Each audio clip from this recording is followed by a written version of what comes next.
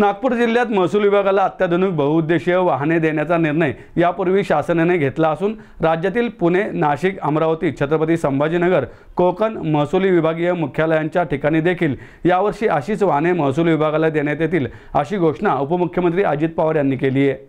राज्यात पहिल्यांदाच पुणे जिल्ह्यात आयोजित केलेल्या महसूल लोक अदालतीच्या उद्घाटन कार्यक्रमात ते बोलत होते।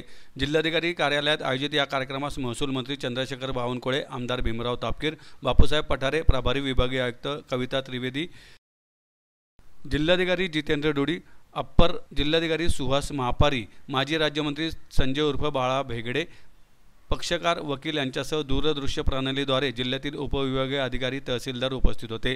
अधिकाऱ्यांकडून चांगल्या कामाची अपेक्षा करत असताना त्यांनाही पायाभूत सुविधा पुरवल्या पाहिजेत असं सांगून उपमुख्यमंत्री पवार म्हणाले, त्यादृष्टीने पहिल्या टप्प्यात सर्व विभागीय आयुक्तांच्या ठिकाणी आणि त्यानंतर टप्प्याटप्प्याने इतर जिल्ह्यातील महसूल विभागाला वाहने उपलब्ध करून दिली जातील। आजच्या महसूल अदालतीत जवळपास 11,000 महसूली दावे तडजोडीने निकाली निघणार असल्याने महसूल विभाग आणि न्यायव्यवस्थेवरील ताणही कमी होणार आहे। पुढील अनेक वर्षे चालणारे खटले थांबणार असून त्यातून जनतेच्या आणि प्रशासनाच्या वेळेची, पैशाची आणि श्रमाची बचत होणार आहे। वाद संमतीने किंवा तडजोडीने मिटल्याने गावातील भांडणे संपतील, जमिनीच्या वादामुळे कलुषित झालेली मने स्वच्छ होतील, घरात गावात शांततेचे आणि आनंदाचे वातावरण निर्माण होईल।